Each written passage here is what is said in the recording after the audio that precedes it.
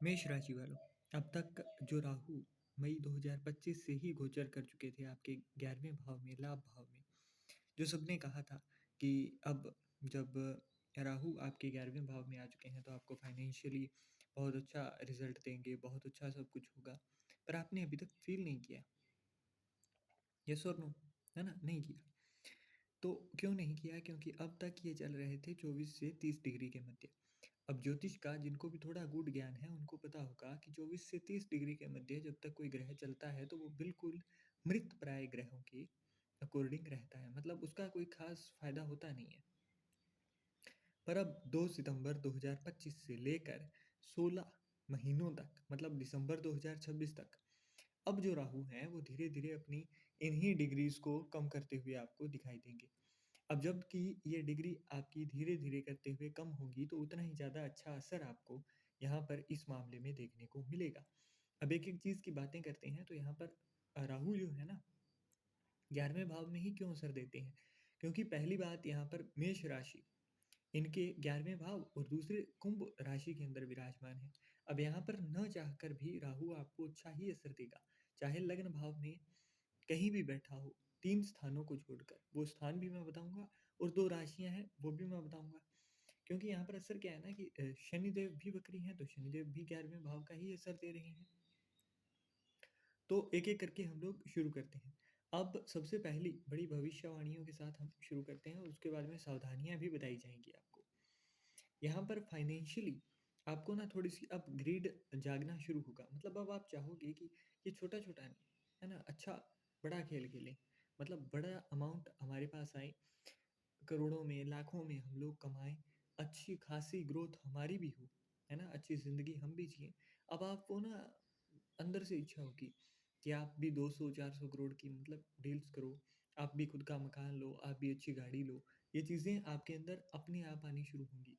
Success की grid अपने आप अंदर से जागनी शुरू होगी और यही चीज़ राहु आपकी पूरी भी करेंगे। आपके यहाँ पर है ना, राहु 11वें भाव में है और इनकी 3 दृष्टियाँ हैं, 5वीं, 7वीं और 9वीं।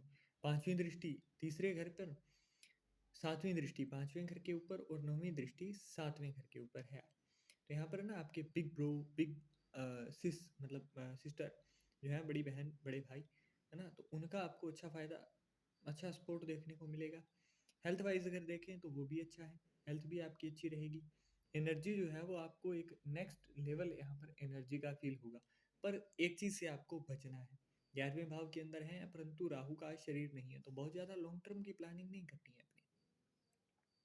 आपको छोटी-छोटी प्लानिंग करनी है कि आज के दिन में ये काम मुझे करना है ना? इस हफ्ते के अंदर ये काम करना है। अब वीक के आगे आपको नहीं बढ़ना है।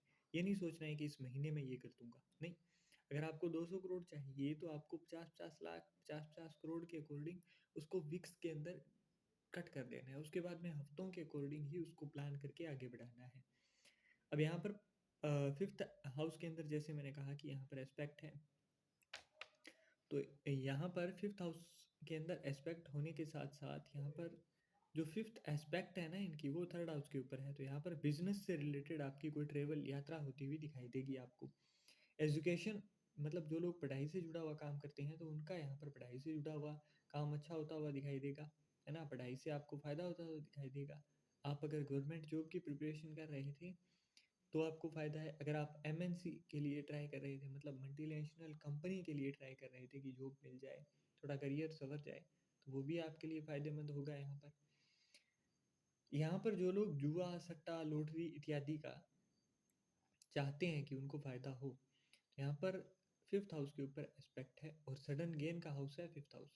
5वां घर जो है ना, वो पढ़ाई का भी है, आपके लव रिलेशंस का भी है और आपको सडन सिर्फ़ प्रॉफ़िट, है ना? तो वो भी घर यही है। यहाँ पर एस्पेक्ट जाने का मतलब होता है कि यहाँ पर आपको सडन प्रॉफ़िट होता हुआ दिखाई देगा। अगर आप जुआ लगाते हो, सट्टा लगाते हो, लॉटरी लगाते हो, बस आपके शनिदेव अच्छे होने चाहिए, है ना? तो आपको फ़ायदा होगा। अब यहाँ पर है ना, श्रेष्ठ कारक योग भी आपके लिए बना रहे हैं, श्रेष्ठ कारक लाभ योग।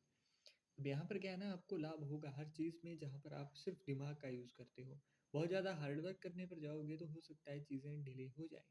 परंतु जितना ज़्यादा आप अपना हार्ड वर्क की जगह जितना ज़्यादा आप अपना फ़ोकस जो है वो उन चीज़ों पर लगाएँगे, जहाँ से कि आपको फ़ायदा हो और वो भी दिमाग का यूज़ करके। मतलब आप ट्रेडिंग कर रहे हो, आप कोई ऐसा कार्य कर रहे हो जहाँ पर सिर्फ़ मेंटल वर्क होता है ना, दिमाग का यूज़ करते हैं आप, तो वो चीज़ आपको फ़ायदेमंद रहेगी। यहाँ पर ना पार्टनरशिप अगर आपका है किसी के साथ, तो वहाँ भी आपको फ़ायदा देखने को मिलेगा। अगर आप पार्टनरशिप में कोई काम कर रहे हो तो वो फ़ायदा देगा। डेली वेज के मामले में भी आपको फ़ायदा होगा। अगर डेली वेज की बात करें तो यहाँ पर अगर किसी का खुद का काम है, खुद की कोई शॉप है, खुद का बिज़नेस है, तो उनकी हर दिन की कमाई यहाँ पर बढ़ती हुई दिखाई देगी। अब शनिदेव का भी प्रभाव है क्योंकि वक्री है, तो 2 चीज़ों का ध्यान रखिएगा। शनिदेव और राहु दोनों में से ही कोई छठे, 8वें और 12वें भाव में ना हो, और शनिदेव और राहु दोनों में से ही कोई भी ग्रह आपका 8वें और 9 नंबर की राशि मतलब वृश्चिक राशि या फिर धनु राशि के अंदर ना विराजमान हो। ये चीज़ का आपको खास तौर पर ध्यान देना है। अब यहाँ पर है ना क्या होता है कि जब शनिदेव अच्छे होते हैं ना, तो उस इंसान को यहाँ पर राहु जो रिजल्ट देगा, अगर वो नॉर्मली दूसरे लोगों को 1 रुपया मिल रहा है ना, तो उन लोगों को जिनका शनि अच्छा है, उनको 10 रुपये दे जाएगा। और वो 10 रुपये मतलब यहाँ पर है ना, राहु एक तूफान की तरह है। राहु हवा नहीं है कि धीरे-धीरे कुछ देगा। राहु आपको इन्हीं 16 महीनों में उतना कुछ देने की उतनी सामर्थ्य रखता है कि आपकी आगे की 7 पुश्तें भी बैठ कर खाएँ। यहाँ पर वो आइडियाज़ देगा आपको। पर दिक्कत क्या होगी? अब बात करते हैं बड़ी सावधानियों की। 5 बड़ी सावधानियाँ भी तो हैं। सबसे पहली 11वें भाव के अंदर है राहु। यहाँ पर आपको 2 चीज़ों का ध्यान रखना है। एक तो बड़बोला नहीं हो जाना है। मतलब जो चीज़ें आपको मिल रही हैं ना, शांति से उनका भोग करिए। है ना? शांतिपूर्वक आप उनका भोग करिए। आप यहाँ पर किसी को बताएँगे नहीं कि ये चीज़ें मैंने यहाँ से ले ली या फिर मेरे पास तो इतना पैसा आ रहा है, मेरे पास तो ये आ रहा है, मेरे पास तो वो आ रहा है। ये चीज़ें नहीं कहोगे आप। दूसरा, यहाँ पर किसी भी बुज़ुर्ग के साथ आप यहाँ पर अभद्र व्यवहार नहीं करेंगे।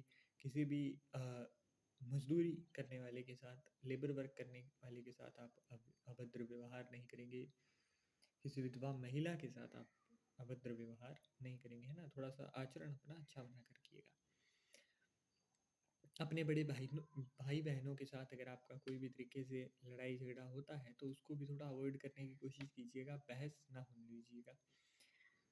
किसी भी नए काम को शुरू करते हैं, तो एक्साइटमेंट में बहुत ज़्यादा लंबे गोल्स क्रिएट नहीं करते हैं क्योंकि राहु के पास सिर्फ़ ब्रेन है, उसके पास बॉडी नहीं है कि वो आपकी हेल्प उस मामले में करे। अब ऐसा करने से होगा क्या? नेगेटिव रिज़ल्ट आपको देखने को मिलते हैं क्योंकि आप बहुत ज़्यादा लंबा सोचते हो ना, तो राहु को भी लगता है कि यार ये बहुत लंबा खिलाड़ी है, तो इसको चलो 16 महीने के अंदर एंड में जाते-जाते कुछ दे देंगे। वहीं आप डेली अगर छोटा-छोटा ब्रेक कर लेते हो ना चीज़ों को, तो वो आपको साथ-साथ में अ, देता रहता है कुछ ना कुछ, और कंसिस्टेंसी जो है ना आपकी, वो भी उसी के ही कारण आपकी बनी रहती है। आपको जब हर बार कुछ करने पर कुछ ना कुछ मिलता रहेगा, तभी तो आप कंसिस्टेंट रहोगे, तभी तो आप उस चीज़ को एन्जॉय कर पाओगे। तो यहाँ पर भी मेष राशि वालों को राहु अच्छा असर तभी दे पाएगा। अगली चीज़ यहाँ पर देखें तो यहाँ पर ना 5th हाउस के ऊपर एस्पेक्ट भी है और 5th हाउस के अंदर जो है आपके केतु भी विराजमान है। यहाँ पर आपको काले कुत्ते को भोजन देना आपके लिए फ़ायदेमंद है। दूसरा, यहाँ पर बाहर का कुछ भी खाएँ तो वो थोड़ा-सा अवॉइड करें, तभी आपको फ़ायदेमंद रहेगा आपके लिए। अगली चीज़, जो लोग पढ़ाई करते हैं ना, उनके लिए यहाँ पर थोड़ा-सा है कि टेक से जुड़ी हुई चीज़ों का उतना ही उपयोग करें, या फिर थोड़ा-सा ना यहाँ पर जैसे मोबाइल डिवाइसेस वगैरह उनका उतना ही यूज़ करिए जितना आपके लिए ज़रूरी है। उस चीज़ को थोड़ा मॉनिटर करना शुरू कीजिएगा, क्योंकि यहाँ पर आपका दिमाग जो है वो थोड़ा-सा डिस्टर्ब होगा इस मामले में कि जैसे आपने सोचा तो आप बैठ गए, उसके बाद में 2 घंटे, 4 घंटे, 10 घंटे बिता दिए आपने, और फिर आपको याद आएगा कि मुझे इतना टाइम तो नहीं देना था। तो वो बार-बार होगा आपके साथ। तो उससे बचने के लिए सिर्फ़ यही है कि आप उन चीज़ों को मॉनिटर करना शुरू कीजिए। अब यहाँ पर ना आपके 9th हाउस का भी असर है, क्योंकि यहाँ पर ना आपको थोड़ा-सा इस मामले में देख कर चलना होगा, क्योंकि शनिदेव जो है वो 12वें नंबर की राशि में है, और यहाँ पर धनु राशि जो है ना? वो आपके 9th हाउस के अंदर है। तो मैं क्या कहना चाहता हूँ, क्योंकि वो उन्हीं की ही राशि है, और यहाँ पर एस्पेक्ट भी अगर आप देखोगे तो वो भी कहीं न कहीं, अगर आप नॉर्मली चेक करोगे तो नहीं मिलेगा, परंतु कहीं न कहीं आपको आपकी प्रोफ़ेशनल लाइफ़ के अंदर आपके लाभ भाव के जो स्वामी हैं वो 12वें भाव में हैं। 27 नवंबर तक का वो दिन है, तब तक आपको बहुत ज़्यादा दिक्कतें नहीं होंगी, परंतु 27 नवंबर के बाद आपको कोई ना कोई एक ऐसा अवसर दिखाई देगा जब आपको अपनी फैमिली से अपनी जो नेटिव प्लेस है वहाँ को छोड़ कर कहीं ना कहीं जाना पड़ेगा। तो ऐसे अवसर में यहाँ पर बिजनेस ट्रेवल का, जैसे मैंने शुरू में बताया था, तो यहाँ पर ना जो लोग बहुत लंबे समय से ट्राई कर रहे थे कि वो कहीं विदेश में जाकर सेटल हो जाए, तो वो ऑफ़र आपको मिलेगा, परंतु ये ऑफ़र आपको छोड़ना नहीं है, क्योंकि ये मौके ज़िंदगी में थोड़े ही लोगों को कम ही बार मिलते हैं। तो यहाँ पर आप बहुत ज़्यादा एफर्ट नहीं दोगे तो भी आपको ये मौका मिलने वाला ही है। अब आगे बात करें तो यहाँ पर है ना देवगुरु बृहस्पति की भी एस्पेक्ट है, 9th एस्पेक्ट। तो यहाँ पर क्या रखना है ध्यान? सबसे पहली बात, यहाँ पर जितने ज़्यादा अच्छे आपके देवगुरु बृहस्पति होंगे उतना ही ज़्यादा आपके लिए अच्छा रहेगा, क्योंकि राहु का फिर नेगेटिव रिजल्ट आपको नहीं मिलेगा। तो यहाँ पर आपको माँ दुर्गा की उपासना करना, उनके लिए पूजा पाठ करना फायदेमंद रहेगा। केतु आपके पंचम भाव में है और पंचम भाव जो होता है वो पितृ कृपा का भी होता है। तो पितरों की कृपा आप अगर आप लेते हो तो यहाँ पर जुआ सट्टा लॉटरी का जैसे मैंने बताया, तो उस मामले में आपको फायदा रहेगा। अब कैसे रहेगा वो भी बता देता हूँ। जैसे मैंने कहा ना कि जुआ सट्टा इत्यादि, तो यहाँ पर पितरों की कृपा के बिना ये संभव नहीं है। अगर ऐसा कुछ करते हो तो यहाँ पर नुकसान होने की संभावनाएं रहती हैं, परंतु अगर आप पितरों की भी यहाँ पर कृपा प्राप्त कर लेते हो तो देखिए सारा खेल यहाँ पर कृपा का ही होता है। एक इंसान जो 24 घंटे मेहनत करेगा वो भी नहीं पा पाता है, और जो लोग थोड़े दिन ही पढ़ते हैं वो भी कई बार टॉप कर जाते हैं। ये क्यों होता है? ये सारा खेल कृपा का है। यहाँ पर पितरों की कृपा के लिए आपको दो काम बड़े करने हैं। केतु मतलब कुत्ता, कुत्ते को आपको डेली भोजन देना है, पितृपक्ष से शुरू कर दीजिएगा। दूसरा यहाँ पर क्या है कि पितृपक्ष से आप शुरू तो करोगे, उसके साथ साथ चींटियों को भोजन देना भी शुरू करना है, गऊ को भी भोजन देना है, और जुए सट्टे इत्यादि से जो भी आप इनकम अर्न करोगे उसका जितना भी हो सके ना आपको एक परसेंटेज डिसाइड कर लेना है, उसके अकॉर्डिंग आपको दान भी देना है। या तो आप 5 नंबर के ही घर के अंदर दान दे सकते हो, मतलब आप पढ़ाई से जुड़े हुए जैसे विद्यालय है तो सरकारी विद्यालय के अंदर आप दान दे सकते हो। और यहाँ पर अगर यहाँ दान नहीं दे सकते हो तो किसी लंगर भंडारे इत्यादि में आप दान दे सकते हो। वहीं शनिदेव 12वें भाव में है तो आपका हॉस्पिटल या फिर कोर्ट रूम में यहाँ पर आपका चक्कर लग सकता है।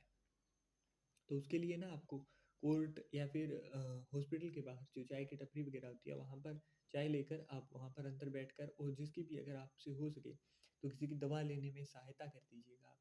तो उससे क्या होगा ना, जुआ सट्टा इत्यादि से आपकी अर्निंग तो होगी, परंतु जैसे कहते हैं ना कि पैसा पचता नहीं है, तो वो पैसा पच भी जाएगा आपका। आपका फिर ये नहीं होगा कि आप 2 रुपए कमा रहे हो तो 10 रुपए आपके उधर इधर लग जा रहे हैं, फिर उसका फायदा नहीं हो पाता है। यहाँ पर मेष राशि वालों को मैंने मोटा मोटा सारी चीज़ें बताई हैं। इसके अलावा मैं अब फिर से एक बात कहूँगा कि लग्न कुंडली जो है ना वो यहाँ पर मेन रोल ही अदा करती है। आपकी लग्न कुंडली देखकर ही पता चलता है कि लग्न कुंडली का ट्रांजिट जो है वो कहाँ हो रहा है, राहु कहाँ बैठे हैं लग्न कुंडली में। तो यहाँ पर मेन जो किंग है वो लग्न कुंडली ही है। तो अगर आपको लग्न कुंडली अपनी चेक करवानी है तो आपको नंबर जो है वो डिस्क्रिप्शन में मिल जाएगा। अगर आपको जो भी चीज़ें पूछनी हो तो वो चीज़ें आपको बताई जाएंगी। अब यहाँ पर 11वां भाव और 12वां भाव दोनों ही साउथ ईस्ट डायरेक्शन को दिखाता है, एक अंदर की एक बाहर की। तो यहाँ पर साउथ ईस्ट डायरेक्शन जो घर के बाहर की है वहाँ, और घर के अंदर की है वहाँ आपको कबाड़ नहीं रखना है, गड्ढा नहीं रखना है, पानी रुका हुआ हो जैसे टॉयलेट या फिर जो सीवरेज के अंदर टैंक लगे होते हैं ना, सेफ्टी टैंक्स वगैरह, वो चीज़ें आपको यहाँ पर नहीं रखनी है। अगर कोई ऐसी सामान पड़ा है, ऐसी वस्तु पड़ी है जो कि आपकी बस वहाँ पर पड़ी है, आप उसको यूज़ नहीं करते हैं, तो उसको वहाँ से हटा दीजिए। टॉयलेट, बाथरूम इत्यादि है तो यहाँ पर लाल रंग का टेप आप यहाँ पर लगा सकते हैं, ताकि यहाँ पर चीज़ें थोड़ी-सी अच्छी हो जाएँ। थोड़ा जो अच्छा एक आपको अवसर मिल रहा है राहु के द्वारा, जो आपका राहु हेल्प करने आ रहा है, उसका हेल्प आपको अच्छे से मिल पाए। अब यहाँ पर है ना आप शुक्र के लिए भी कर सकते हो, जैसे पीले जो कागज़ होता है ना, सूती, पीला कपड़ा, कागज़ नहीं कपड़ा, उसके अंदर 4 हल्दी की गांठें डालकर भी आप यहाँ पर टंगा सकते हो। इसके साथ-साथ कमलगट्टे की माला से आप अगर जाप करना चाहो तो वो भी, माँ लक्ष्मी का महामंत्र आप अगर गूगल पर सर्च करोगे तो, या फिर डिस्क्रिप्शन में भी आपको मिल जाएगा। तो वो मंत्र आप जाप करोगे तो वो भी आपको फ़ायदेमंद रहेगा। इसके साथ-साथ ओम राम राघवे नमः, ये मंत्र आप डेली जाप करना इसका शुरू करेंगे तो इससे राहु का, खास तौर पर जो लोग लॉटरी सट्टा इत्यादि की तैयारी कर रहे हैं, उनको यहाँ पर फ़ायदा मिलेगा। दूसरा, सभी लोगों को चाहिए कि उनकी इनकम अच्छी हो, तो जिन-जिन को चाहिए ना, वो ज़रूर जाप करिएगा। और इसका जाप जो है वो शाम के समय जब सूर्यास्त हो चुका हो, चंद्रमा निकलने वाला हो, उसके बीच का जो समय होता है, उसके अंदर आपको जाप करना चाहिए। दक्षिणोमुखी होकर आप जाप कर सकते हो, है ना? आप चाहो तो। और उसके अलावा आप नॉर्थ या फिर नॉर्थ ईस्ट डायरेक्शन की ओर मुख करके करोगे तो वो भी आपको अच्छा ही फ़ायदा देगा। तो यहाँ पर मैं अपनी वाणी को विराम लगाता हूँ।